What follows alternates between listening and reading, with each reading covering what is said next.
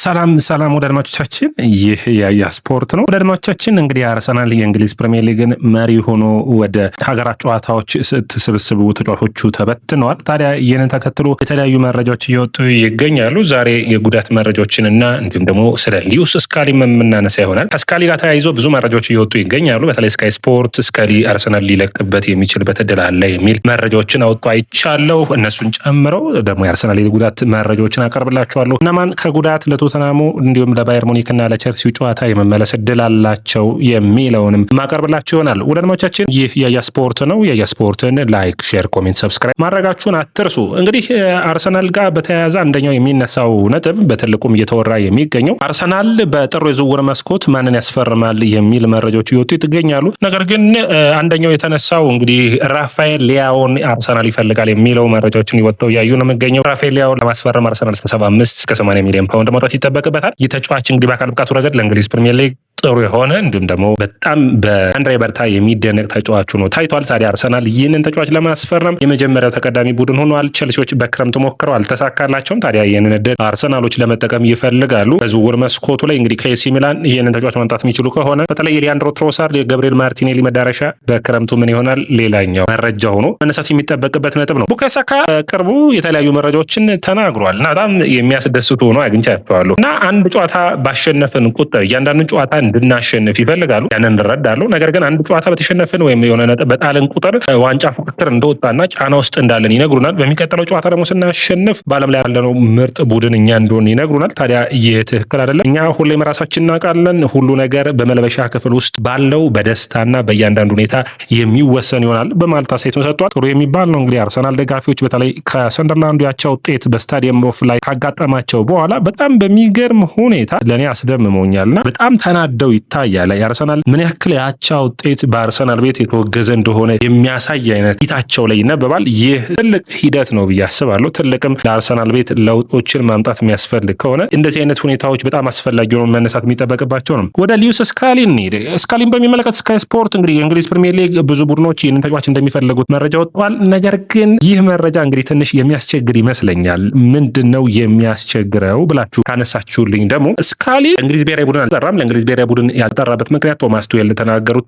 አርሰናል ብዙ የመጫወቻ እድልን እያገኘ አይደለም። ይህን ተከትሎ ታዲያ ይህ ተመራጭ ተጫዋች ብዙ ጨዋታዎችን ማግኘት የማይችል ከሆነ ለእንግሊዝ ብሔራዊ ቡድን ለዓለም ዋንጫ ላይ ይጠራ ይችላል የሚል ነው። ማይክል አርቴታ እና ደግሞ በሌሎች ሁኔታዎች ካያችሁ ደግሞ ስካሊ በአርሰናል ቤት ብዙ የመጫወቻ እድልን እንደተሰጠው አምና አርሰናል ሩብ ፍጻሜ፣ ግማሽ ፍጻሜ ሲጫወት ምርጥ ብቃቱ እንዳሳየ ገና በ18 ዓመቱ ለአርሰናል 51 ጨዋታዎችን እንዳደረገና ማይክል አርቴታም አርሰናልን ብዙ እድል እንደሰጡትና ወደ ሌሎች ቡድኖችም የመሄድ እድሉ ጠባብ እንደሆነ መረጃዎች ያሳያሉ። የእንግሊዝ ሚዲያዎች ሁሌም አንድም ቡድን ጫናና የተጫዋቹን ሀሳብ ለማስቀየር ጥረቶችን ሲያደርጉ ከዚህ በፊት ብዙ ጊዜ አይተናል። አንዱ እንግዲህ ይህ መንገድ እንደሆነ መረሳት የለበትም። አርሰናል እንግዲህ ከሀገራት ጨዋታ መልስ ብዙ ጨዋታዎች ይጠብቁታል። ተጠባቂ የሆኑት የእንግሊዝ ፕሪሚየር ሊግ ጨዋታዎች ራሱ ሲመለሱ ጠንከር ያሉ ጨዋታዎችን እንደሚያደርግ ይጠበቃል። አንደኛው ቶተንሃም ነው። ቶተንሃም ጥሩ የሆነ ተጋጣሚ ነው። በኤሚሬትስ የሚደረግ ነው። ባየርን፣ ቸልሲ፣ በእንግሊዝ ፕሪሚየር ሊግ ብሬንፎርድ፣ አስቶን ቪላን እያለ የሚገጥም ይሆናል። በቻምፒዮንስ ሊጉ ወደ ኢንተር ሚላን ያቀናል። ሌላኛው ተጠባቂ ጨዋታ ነው ብዬ አስባለሁ። ነገር ግን እነዚህ ተጠባቂ ጨዋታዎች ታዲያ የተጎዱ ተጫዋቾች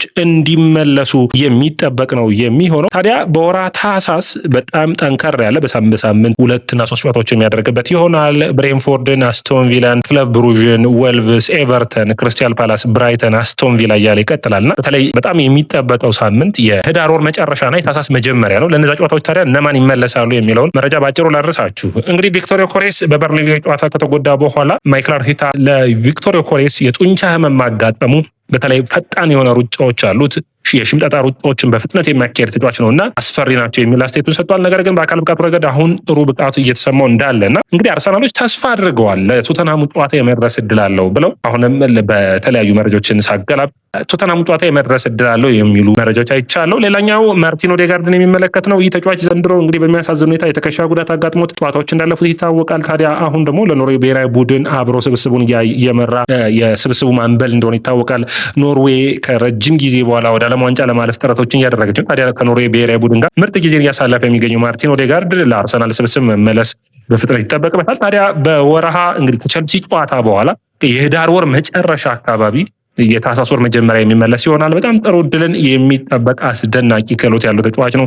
ታዲያ ኦዴጋርድ መመለስ ለአርሰናል በጣም አስፈላጊ ነው። በትክክለኛው ጊዜ ይመለሳል ተብሎ ይጠበቃል። በተለይ በታህሳስ ወር እንደነገርኳቸው አርሰናል በየሳምንቱ የእንግሊዝ ፕሪሚየር ሊግ ጠንካራ ጨዋታዎች አሉበት። የአውሮፓ ቻምፒዮንስ ሊግ ጨዋታዎች አሉበት። ለነዛ ጨዋታዎች ኦዴጋርድ የመመለስ እድል ይኖረዋል። ከቼልሲ ጨዋታ በኋላ የመመለስ እድል እንዳለው መረጃዎቹ ያሳያሉ። ከቼልሲ ጨዋታ በኋላ በኤምሬትስ ብሬንፎርድ መግጠም፣ ከዛ ውጭ አስቶን ቪላን በፕሪሚየር ሊጉ መግጠም ራሱ ሌላኛው ጠንካራ ፈተና ነው። በቻምፒዮንስ ሊጉ ክለብ ብሩዥ፣ ወልቭስ፣ ኤቨርተን እና ክሪስታል ፓላስን የሚገጥምበት ተጠባቂ ጨዋታ ነው። ክሪስታል ፓላስን እንግዲህ የሩብ ፍጻሜ ነው። አርሰናሎች በካራባኦ ካፕ ሩብ ፍጻሜ እንደደረሱ የምታውቁት ነው። ሁለተኛው የጉዳት መረጃችን የሚሆነው ካይ ሃቨርትዝን የሚመለከት ነው። እንግዲህ ሃቨርትዝ የማንቸስተር ዩናይትድ ጨዋታ ላይ ጉዳት ካጋጠመው የጉልበት ጉዳት በኋላ እንግዲህ በጉዳት አልተመለሰም። ነገር ግን ሃቨርትዝ አስደናቂ የሆነ ከጉዳት የማገገም ብቃት ያለው ተጫዋች ነውና ማይክል አርቴታ እንዳለው በጣም በአስደማሚ ሁኔታ በፍጥነት የመመለስ እድል ካላቸው ተጫዋቾች ውስጥ አንዱ ሃቨርትዝ ነው። ጂም ውስጥ በጣም ጠንክሮ የሚሰራ ተጫዋች ነው። ታዲያ ይህ ተጫዋች ለአርሰናል በፍጥነት የመመለስ እድል አለው የሚሉ መረጃዎች ወጥተዋል። ይህ መረጃ ማለት ታዲያ ውድ አድማጮቻችን ሃቨርትዝ ከጉዳት የማገገም እድሉ መቼ ነው ብለን ስናይ በታህሳስ መጀመሪያ ሙሉ በሙሉ አርሰናል ዝግጁ ይሆናል። ነገር ግን ለቶተናም ወይም ለባየርን ወይ ለቼልሲ ጨዋታ ደግሞ ተቀያሪ ቤንች ላይ የማየት እድል እንዳለን መረጃዎች ያሳያሉ። ኖኒ ማዱዌኬ ያለፉት 11 የእንግሊዝ ፕሪሚየር ሊግ ጨዋታዎች ማለት ይቻላል ያለፉት ነው። በ11 ጨዋታዎች አልፈውታል። የእንግሊዝ ፕሪሚየር ሊግ ብቻ ሳይሆን 11 ነው የእንግሊዝ ፕሪሚየር ሊግ የተካሄዱት። በአጠቃላይ ከሁሉም ጨዋታዎች ግን 11 አልፈውታል። አርሰናል እስካሁን ድረስ 11 የእንግሊዝ ፕሪሚየር ሊግ እንዲሁም ደግሞ 2 የካራባኦ ካፕ እና 4 የቻምፒዮንስ ሊግ ጨዋታዎችን አድርጓል። ታዲያ ይህ ተጫዋች የማንቸስተር ሲቲ ጨዋታ ፈርስት ሃፍ ላይ ጉዳት ካጋጠመው በኋላ የጉልበት ጉዳትን አጋጥሞት አልተመለሰም። ነገር ግን በሚገርም ሁኔታ አንዳንድ መረጃዎችን ሳይ በጣም ገርሞኛል። ለሰንደርላንዱ ጨዋታ ተቀያሪ ቤንች የመሆን እድል ነበረው። አርሰናል ትናንት ደግሞ ካርዲፍ ሲቲ ከ21 ዓመት በታች ቡድኑ በተጫወቱበት ጨዋታ ጊዜም ይህ ተጫዋች የመሰለፍ እድል ይኖረው ነበር። ነገር ግን አርሰናሎች ሪስኩን መውሰድ አልፈለጉም። ታዲያ ኖኒ ማዱዌኬ ለቶተናሙ ጨዋታ የመድረስ እድሉ አሁን ሰፊ ነው። ኦልሞስት ከሌሎቹ ተጫዋቾች በተሻለ ኖኒ ማዱዌኬ ዝግጁ ነው ማለት የሚቻል ነው የሚሆነው። ሌላኛው እንግዲህ መነሳት የሚጠበቅበት ገብርኤል ማርቲኔሊን የሚመለከት ነው። ገብርኤል ማርቲኔሊ የወጡት መረጃዎች እንደሚያሳዩ እንግዲህ በግጭትን አጋጥሞት ነው የክሪስታል ፓላስ ጨዋታ በሁለተኛው አጋማሽ ተቀይሮ ከገባ በኋላ ያልተመለሰው። ታዲያ ይህ ተጫዋች በቶተናሙ ጨዋታ የመመለስ እድል አለው። ይህ ማለት ማዱዌኬ፣ ማርቲኔሊ ከጉዳታቸው የሚያገግሙ ይሆናል። ሌላኛው ገብርኤል ሄሱስን የሚመለከት ነው። ሄሱስ ካለፈው ዓመት ጉዳት በኋላ እስካሁን ድረስ እንዳልተመለሰ ይታወቃል።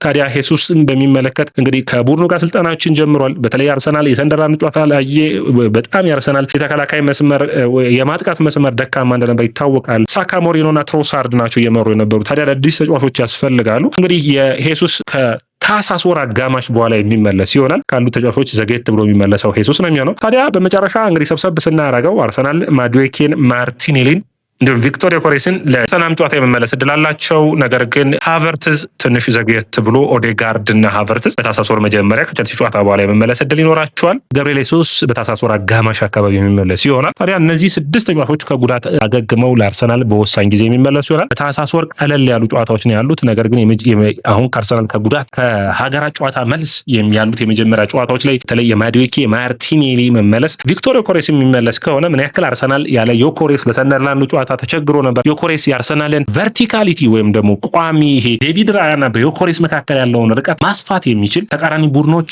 ለቀው እንዲወጡ የሚያግዝ አይነት ተጫዋች ነው እና ለቀው እንዳይወጡ የሚይዛቸው አይነት ተጫዋች ነው የሚሆነው። ስለዚህ እንደዚህ አይነት ሚና ያለውን ተጫዋች መመልሰው ማግኘት የሚችሉ ከሆነ ሃቨርትዝ ትንሽ ጊዜያቶችን ቢጠብቅ እንኳን የሚቻል ነው የሚሆነው። አጠቃላይ መድፈኞቹ የጉዳት መረጃዎችን አጠናቅሬ ያቀርብኩላችሁ። ውድ አድማጮቻችን ያያ ስፖርት ነው። ያያ ስፖርትን ላይክ፣ ሼር፣ ኮሜንት፣ ሰብስክራይብ ማድረጋችሁን አትርሱ።